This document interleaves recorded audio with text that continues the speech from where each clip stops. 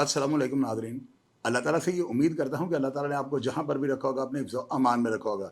मैंने एक सिलसिला शुरू किया था और मैं आपको लाहौर की जो है ना तारीख़ बता रहा था और आपको मैं बता रहा था कि किस तरह से जो है ना बदमाशी का कल्चर भी चेंज होता है और किस तरह पुलिस अफ़सरान जो है ना ये भी चेंज होते हैं और सारा सिस्टम जो है बदल के रख दिया गया। ये 84 का दौर था, यानी 80 की दहाई में आपको बता रहा हूँ। मेरा भाई ज़ाहिद जो था ना वो एमए कॉलेज का स्टूडेंट था और ये वो टाइम था कि उस टाइम पे जो है ना आप इस बात को माने या ना माने, लेकिन जो पुराने लोग हैं वो आपको इस चीज़ की तस्दीक करेंगे कि मेरा भाई जो ज़ाहिद था ना बहुत ज़्यादा फास्ट था। मैं उससे प्रोग्राम कर चुका हूँ और आपको सारी उसकी तकरीबन हिस्ट्री जो है ना बता चुका हूँ। उस वक़्त जो है ना अमानुल एसपी होते थे पुरानी अनारकली में, मेरे भाई की उनके साथ ये समझ लें कि ज़ाती मुखालफत थी। इनका एक भांजा था हसन रियाद, हसन चिट्टा उसे कहते थे, वो हमारे मोहल्ले में रहता था। तो अमानुल्लाह खान जो थे ना मेरे भाई से ज़ाती मुखालफत रखते थे। उस वक़्त जो पुरानी नारकली के ये डीएसपी हुआ करते थे और ये वो दौर था कि उस वक़्त जो है ना पुलिस वालों को पूछने वाला ऊपर कोई अफ़सर नहीं होता था। ये अपनी मन-मर्ज़ी करते थे। मेरे भाई ज़ाहिद के साथ इनके 1-2 बार एनकाउंटर हुए और उन मुकाबलों के अंदर जो है ना एसपी अमानुल्लाह ने, यानी बाद में वो एसपी हो गए, मेरे मुँह पे चढ़ा हुआ है, लेकिन उस वक़्त वो डीएसपी थे। उन्होंने मेरे भाई पे नामज़द एफआईआर काट दी। सिलसिला आगे चलता-चलता मेरे भाई के ऊपर और मुकदमात होने शुरू हो गए और इसी मुखालफत की वजह से ना मेरे भाई के ऊपर तकरीबन कोई दर्जनों एफआईआर दर्ज हो चुकी थी। उसे जेल आना-जाना पड़ता था और मैं उसकी मुलाकातों पे जाता था। वहाँ पे मैं सैयद नियाज़ी, शेरों वाला, शाहपुरिया, इन तमाम अफराद को मैं जेल के शेड के अंदर कोट लखपत और कैंट में देखता था। मेरे भाई को इलाके के बहुत ज़्यादा उसके क्लोज दोस्त जो थे, शाहिद अदील, राना मुनव्वर, शाहिद इकबाल, गुड्डू, शेख हज़र, माऊ भाई, उसके अलावा बी भाई, कई ऐसे यानी कि दोस्त, कासम, उसके अलावा और बब्बू नंबरदार, वहीद भट्ट, ये सब मेरे भाई के ना मोहल्ले के दोस्त थे और ये बड़े जिगरी यार थे इसके ना। वो भी जेल जाया करते थे। खैर आपको मैंने बताया कि अपने भाई के प्रोग्राम में मैंने सारी चीज़ आपको बता दी है, वो आप खोल के देख लीजिएगा। शाहिद चौधरी ऑफिशियल, भाई जाहिद चौधरी आप लिखिएगा तो स्टोरीज आ जाएंगी। तो मेरा भाई जो है ना वो मर्डर हो गया। उसको जो है ना समझ लें कि दोस्त की गोली लग गई और वो जो है मेरे वालिद साहब चूँकि लॉयर थे, इन्होंने पैरवी शुरू कर दी। इसी पैरवी की मद में जो है मेरे वालिद साहब को एक्सपायर कर दिया गया। मैं जेल चला गया और ये जो मैं जब जेल जाता हूँ ना 93 में, मुझे उससे पहले लाहौर शहर के जितने भी ये अंदरून शहर के कोई बदमाश, गुंडे या दुश्मनदार थे, मुझे इनका कोई पता नहीं था। मैं एक अपनी लाइफ गुजार रहा था, म्यूज़िक सेंटर था, मेरी शॉप थी और मैं इन चीज़ों से ना बिल्कुल बाला-तर था।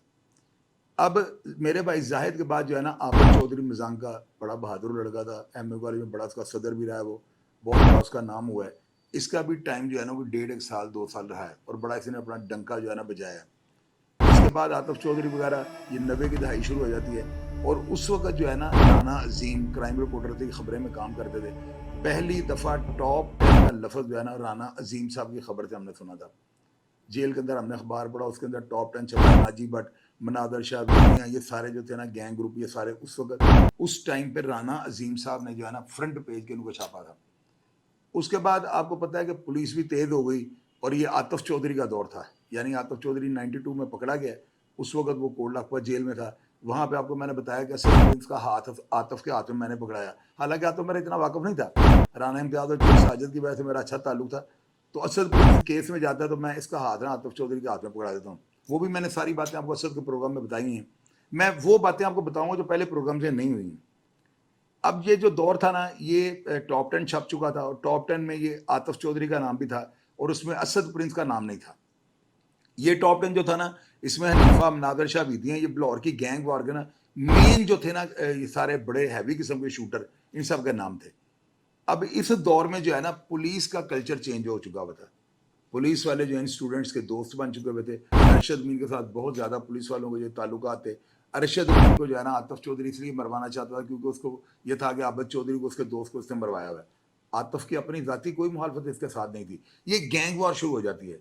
मैंने आपको ट्रिपल ए का प्रोग्राम किया हुआ, आप खोल के देखिए, उसमें मैंने आबिद, आतिफ और ये जो है ना अरशद मीर तीनों ए से थे ना, तो मैंने प्रोग्राम का नाम ट्रिपल ए कंपनी लिख के ना तो मैंने 3 प्रोग्राम अपलोड किए, आप खोल के देखिए, बड़ी दिलचस्प बातें उसके अंदर हैं। अब अरशद मीन चौधरी था ना, इसके साथ हाजी जुबैद चौधरी, शफीक और इसका एक अपना आरिफ चौधरी वगैरह के साथ में ग्रुप बना हुआ था दयाल सिंह कॉलेज का। वहाँ पे पूरा लड़कों का जो है ना एक जत्था होता था जो अरशद मीन के साथ होता था। मुस्लिम लीग हाउस में इसके बड़े टैगे थे और इस दौर में जो है ना पुलिस अफसरान ने एक नई रवायत कायम की, स्टूडेंट के साथ जो है ना दोस्ती की। यहाँ पे जो है पुलिस वालों की भी धड़ाबंदियाँ शुरू हो जाती हैं। यानी 2 ग्रुप बन जाते हैं। नवीर सईद का एक अपना ग्रुप होता है, वो लाहौर के अंदर उन शहर के जो क्रिमिनल होते हैं उनके पीछे चढ़ा होता है। आबद बॉक्सर साहब का एक अपना होता है, इनके साथ सारे स्टूडेंट जो थे वो सेट थे, यहीं से इनको इन्फॉर्मेशन मिलती है और बहुत बड़े-बड़े ऑपरेशन कर देते थे। अब नाज़रीन, रईस टैंकी जो है ना, उसको मैंने आपको बताया है, हमाम के अंदर उसको मर्डर कर दिया गया। रईस टैंकी जो है, ये स्टूडेंट्स के अंदर बदमाशी को जो है ना, यानी बॉडी लैंग्वेज जो है बदमाशों वाली, उसको इंट्रोडक्शन करवाने का जो है ना सेरा रईस टैंकी के सर पे जाता है। रईस टैंकी को हमाम में मर्डर कर दिया जाता है और स्टेडियम जो है ना उस वक्त तकरीबन रईस टैंकी के मरने के बाद खाली हो जाता है। अब इसके अंदर जो है आपको पता है कि स्टूडेंट जो ग्रुप थे, ये भी QSF अलग बनी हुई थी, जो अरशद मीन की मुखालफत थी इनके साथ ना, अरशद मीन को यानी कि वो मारना चाहते थे।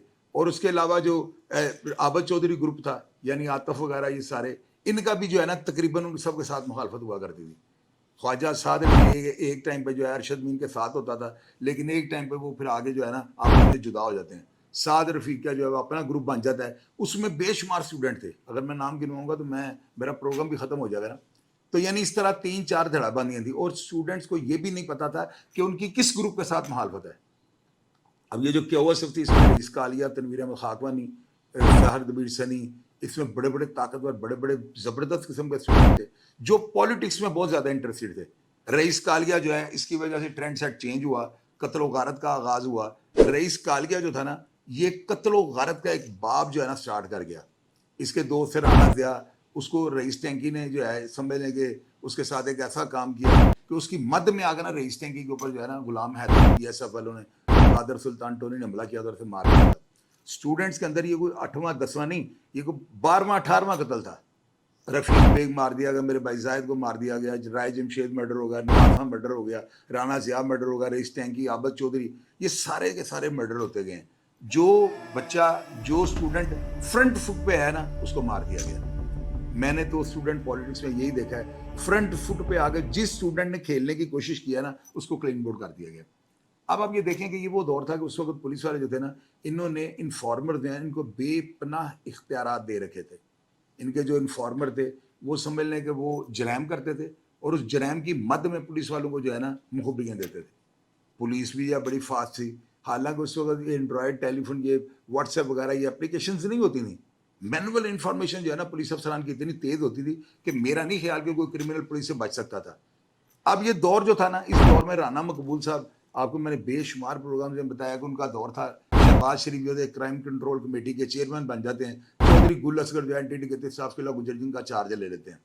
अब ये सारी टीम जो है ना, यकीन कीजिएगा आज का दौर तो कुछ भी नहीं है। 8-8, 10-10 पुलिस मुकाबले जो है ना, पुलिस वालों ने किस तरह किए, पेट फाड़े हैं, लाशें जो दरिया पुर्द कर दी। रईस कालिया को देखें किस बेदर्दी के साथ मारा गया था, ड्रिल मशीन में उसकी आंख में फेरी गई हैं, उसके बाजू तोड़ दिए, नमक की थैलियाँ उसके ऊपर बांधी थी और उसकी बॉडी को जो डेड हो उसके बाहर फेंक गए थे। ये वो दौर था कि जब स्टूडेंट्स जो है ना बहुत ज़्यादा ताकत में थे। इन्होंने माल रोड को जो है ना, यकीन कीजिएगा कि हशर का मैदान बना दिया था। असेंबली हाल को इन्होंने आग लगा दी, स्टेट बैंक के अंदर ये घुस गए।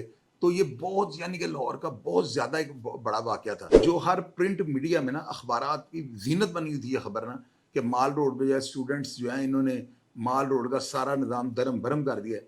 बहुत बड़ी, यानी कि पुलिस के और स्टूडेंट्स के माबैन की लड़ाई हुई थी रईस कालिया के मर्डर के बाद। अब आप ये देखें कि वही दौर था कि जब मदन तिब्बी जो है ना 89 में पकड़ा जाता है और तिब्बी को कोट लाख पर जेल भेज देते हैं। उसके बाद आतिफ चौधरी 92 में पकड़ा जाता है, तो ये जेल जाता है। तो असद प्रिंस वगैरह सारे ये इनकी तिब्बी वगैरह के साथ, ये आपने देखी इनकी तस्वीरें, मैंने प्रोग्राम से आपको दिखाई हैं, बर्थडे अंदर मनाई जाती थी। आतिफ चौधरी का बड़ा होल्ड था कोट लाख पर जेल में। ये दीवार फलांग के जो है ना 5 ब्लॉक और 4 ब्लॉक की दीवार के साथ होता था जनानखाना। तो आतिफ चौधरी दीवार फलांग के जो है जनानखाने में जाया करता था और वहाँ पे एक सोशल वर्कर हैं गोगी बटनी, तो उनके पास ये जाकर, उनको उसने माँ बनाया हुआ था, उनके पास जाके लेटा रहता था। तो ये अनहोना काम था कि एक मर्द जो है जनान वार्ड के अंदर यानी चले जाए, जनाना जेल के अंदर चले जाए, तो आतिफ चौधरी जाता होता था। अब आप देखें कि अंदर मदर तिब्बी वो भी स्ट्रांग हो रहा था, लेकिन उसको ये नहीं पता था कि अंदर वो बड़ा कामयाब है, बाहर जाकर वो फेल हो जाएगा। आतिफ चौधरी के जहन में ये बात थी कि मैं पता नहीं, अब पूरी ये सेंट्रल जेल थी ना, वहाँ पे 100 स्टूडेंट इसको मिलने के लिए आते थे और जेल के बड़े दरवाजे खुलते थे, मुलाकात 2-2, 300 बंदा ड्यूटी के अंदर करता था। ये दौर ही बड़ा आज़ाद था। तो उसके जहन में भी अब हम था कि शायद मैं बैठ जाऊँगा, बस सामान को जो है मैं नीचे से टेक दे खड़ा करूँगा। असद प्रिंस जो था वो आतिफ चौधरी के साथ मिल गए, उसके जहन में ये बात है कि अब तो हम लाहौर के किंग बन गए। ये सारे अंदर से जो है ना लाहौर के सुपर वन बनने की नीयत से जो है ना बाहर आते हैं। باہر آتے ہیں. اسد پرنس اتنا فاسٹ تھا, اس کے پروگرام میں نے آپ کو بتایا 5-6 بندے اس نے مار دیے ہیں, لاہور کے بڑے نامور بندے اس نے مار دیے ہیں. اب اس کے بعد وہ جو تھا اس کا چاکا اتنا پھٹا ہوا تھا کہ وہ پولیس کو پولیس نہیں سمجھتا تھا. آبد صاحب نے اپنے ایک پروگرام میں کہا ہے کہ میں اگر عاطف چودھری 3 مہینے بھی زندہ رہتا تو مجھے کوئی بھار نہیں تھا, لیکن اسد 1 مہینہ بھی زندہ رہتا تو میرے اوپر 30 حملے کرتا. یہ بات جینون ہے.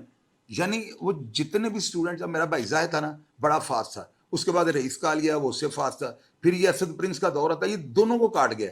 یعنی ویپن لیٹسٹ آ گئے, موٹر سائیکل جو ہیں پہلے میرے بھائی زاہد کے ٹائم پہ ہوتی تھی موٹر سائیکل RX 115, یہ بڑی یعنی الیکٹرانک وارداتوں والی موٹر سائیکل تھی, بڑے کرمنل قسم کے لڑکے یہ رکھتے تھے. پھر اس کے بعد ہونڈا 125 GTO 125 آئی, تو یہ الیکٹرانک موٹر سائیکلیں تھیں. اس طرح دور جس طرح سائنسی آلات یا جو ان کے پاس جو سہولتیں تھیں وہ چینج ہوتی ہیں, ان میں ترقی ہوتی ہے, اسی طرح بدماشی بھی پروموٹ ہوتی ہے. اسد پرنس کا دور جو تھا یہ اوزیوں والا آ گیا ہوا تھا, اور میرے بھائی زاہد کا جو دور تھا نا وہ دور تھا کہ جب لوگ موزر کو موزل کہتے تھے اور کلاشن کوف کو لوگ کلاشن کوپ کہتے تھے. ان کو فے اور پے کا فرق کا نہیں پتا تھا. کاربین جو تھی اس کو بہت بڑا ہتھیار تھا, اور 32 بور کا ریوالور یہ زیادہ تر لوگوں کے پاس ہوتا تھا, اور کاربین کے علاوہ کوئی کسی کے پاس. یہ شارٹ گن بنا لیتے لڑکے نا, یعنی ڈبل بیرل کو کاٹ کے شارٹ گن بنا کر انہوں نے ساتھ رکھ لینی. تو یہ ویپن تھے اس وقت. جب اسد پرنس کا اور عاطف کا دورہ تھا اس وقت 9mm کی اوزیاں اور لیٹسٹ ہتھیار, اور ان کے پاس جو ہے عمرا کے پاس رہنے کے لیے مفروری کی جگہ, علاقہ غیر عام درفت, یہ ساری چیزیں جو ہے نا وقت کے ساتھ ساتھ بدلتی ہیں.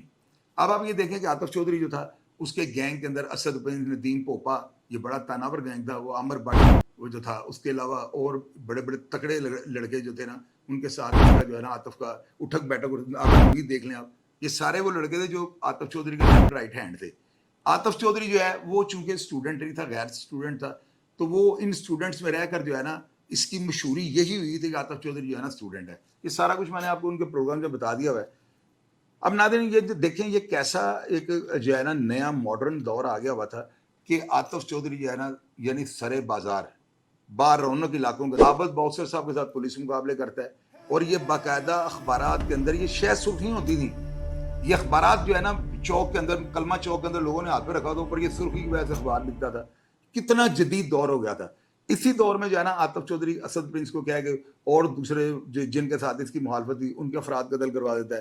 ان میں جو ہے یعنی ارشاد بلوچ کو مرواتا ہے, اس کو نواز جٹ کو قتل کروا دیتا ہے. اسد پرنس سے جو ہے یہ پپو تیلی پہ فائرنگ کروا دیتا ہے, نانی کو یہ قتل کر دیتے ہیں.